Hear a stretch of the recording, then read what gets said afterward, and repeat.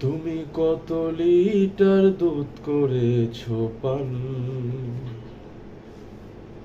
মা জননী।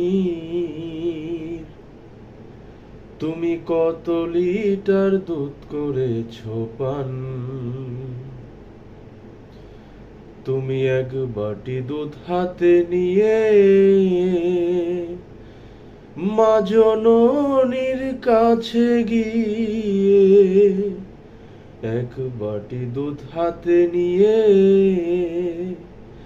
মা জননীর কাছে গিয়ে কখনো কি বলিয়াছো, কখনো কি বলিয়াছো, মাগো